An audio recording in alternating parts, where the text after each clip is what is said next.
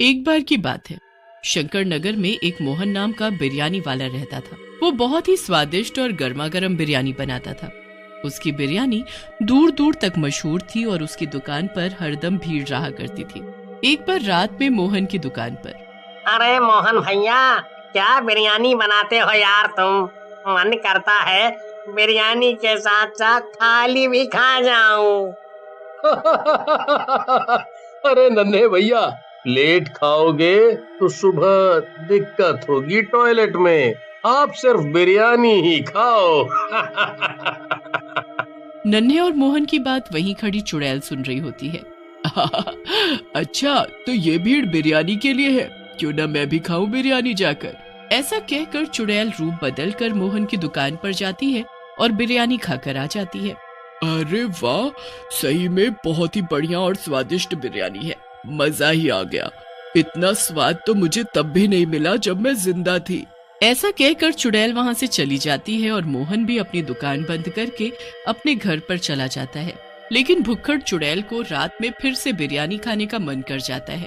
अरे यार, ये बिरयानी खाने का मन फिर से क्यों कर रहा है? क्या करूं? एक काम करती हूँ, उस मोहन नाम के बिरयानी वाले के यहाँ से खाकर आ जाती हूँ। चुड़ैल बिरयानी के लालच में मोहन के घर पर पहुँचती है। वहाँ मोहन और मोहन की पत्नी रज्जो बिरयानी खा रहे होते हैं। वैसे एक बात बोलूं पिंकी के पापा, तुमको मर्द नहीं औरत बनना चाहिए था।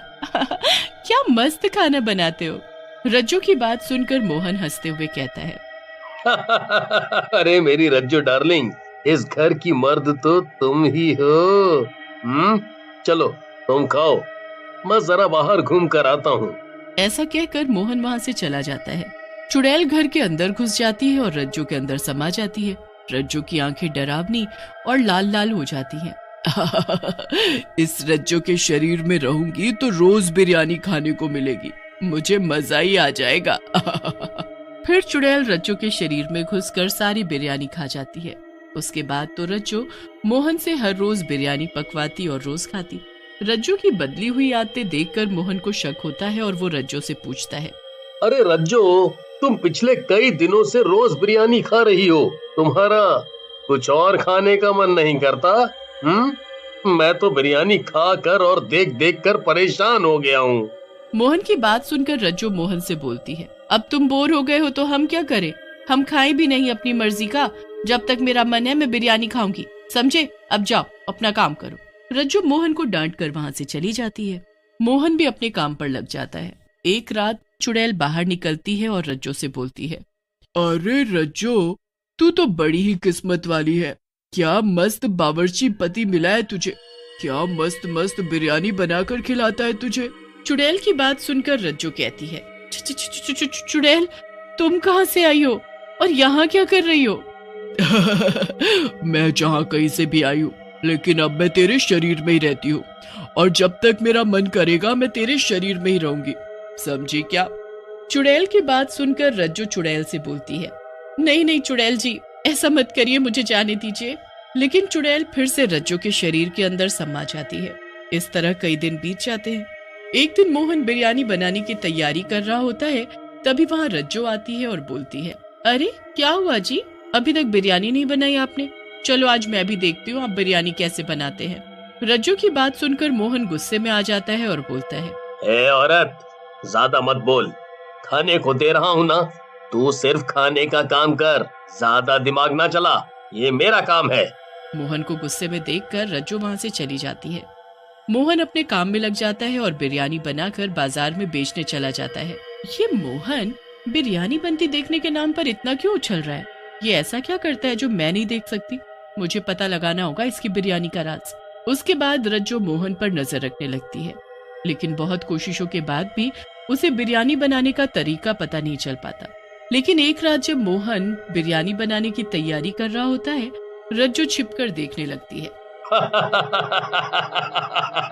जब से मैं इस बिरयानी में बच्चों का मांस मिला रहा हूँ, तब से लोग बहुत ही चटकारे लेकर बिरयानी खा रहे हैं। अगर ऐसा ही रहा तो मैं बहुत जल्द इस शहर का सबसे अमीर आदमी बन जाऊंगा। मोहन की बात सुनकर रज्जो हैरान रह जाती है और डरावनी आवाज में बोलती है। अरे ये मोहन तो बहुत बड़ा शैतान निकला, छोटे छोटे बच्चों का मांस मिलाकर इसमें खिला रहा है। इस दुष्ट की तो जान ले लेनी चाहिए, मुझे इसकी पत्नी को सब बताना चाहिए।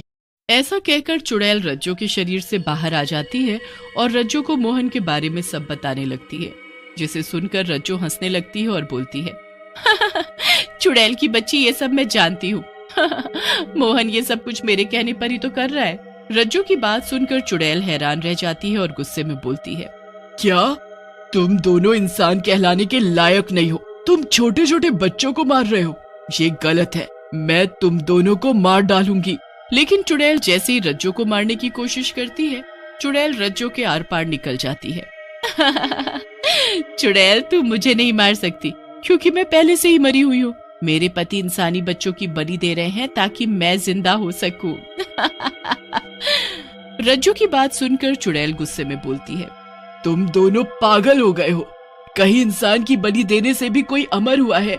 चुड़ैल और रज्जो बातें कर ही रहे होते हैं कि तभी वहाँ गांव वाले मशाल लेकर आ जाते हैं और चुड़ैल की तरफ देखते हुए बोलते हैं, दुष्ट चुड़ैल, तो ये तू है जिसने हमारे बच्चों को हमसे छीना, हम तुझे नहीं छोड़ेंगे। गांव वालों की बात सुनकर चुड़ैल बोलती है, नहीं नहीं, मैंने कुछ नहीं किया, ये सब इस मोहन और इसकी मरी हुई पत्नी रज्जो का किया धरा है। तभी वहाँ पर मोहन आ जाता है और बोलता है, देखा देखा भाइयों, मैंने कहा था ना कि ये चुड़ैल आखिरी में हम दोनों पति पत्नी पर ही ये झूठा आरोप लगाएगी। अब तुम गांव वालों की मर्जी है, जैसा करना हो करो। अरे कैसी बात करते हो मोहन भैया, हम नहीं जानते क्या आपको?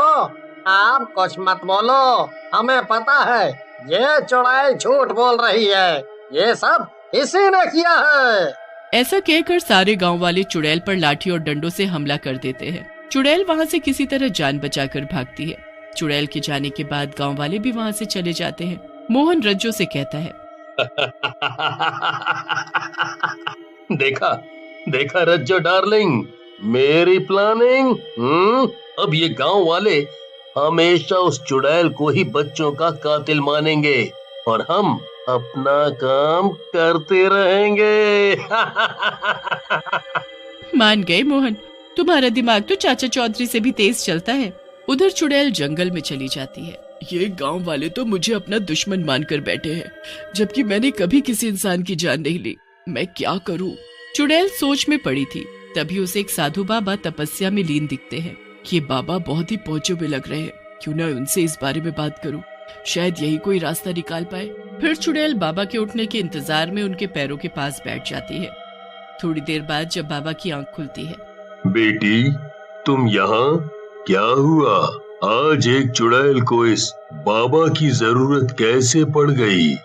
बाबा की बात सुनकर चुड़ैल कहती है, बाबा मुझे अपने लिए आपकी जरूरत नहीं है, बल्कि इस गांव के बच्चों की रक्षा के लिए आपकी जरूरत है। फिर चुड़ैल बाबा को मोहन और उसकी पत्नी रज्जो के बारे में पूरी बात बता देती है, जिसे सुनने के बाद बाबा बोलते हैं, इन दुष्ट पति पत्नी का कुछ करना होगा। इस मोहन को जरूर काला जादू आता है, जिससे इसने अपनी मरी हुई पत्नी की आत्मा को वश में कर रखा है। मुझे ले चलो उन दोनों के पास। फिर बाबा और चुड़ैल मोहन के पास चले जाते हैं। मोहन बाबा और चुड़ैल को देखकर बोलता है, पहली बार साधु और चुड़ैल को साथ में देख रहा हूँ। मजा आ गया, मजा आ गया। मोहन ज्यादा ही मत कर और अपनी पत्नी की आत्मा को यहाँ से जाने दे और बच्चों की हत्या बंद कर, नहीं तो मुझसे बुरा कोई नहीं होगा।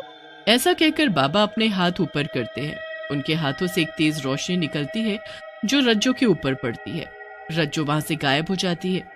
ये देख मोहन गुस्से में आग बबूला हो जाता है।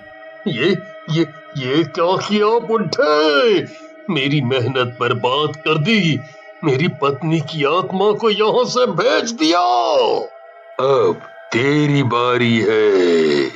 ऐसा कहकर बाबा एक त्रिशूल से मोहन की गर्दन काट देते हैं। बाबा, आप धन्य है, आपने कितने मासूम बच्चों की जान बचा ली, नहीं तो ये दुष्ट उनको ऐसे ही मार डालता। फिर चुड़ैल और बाबा अपने अपने रास्ते पर चले जाते हैं।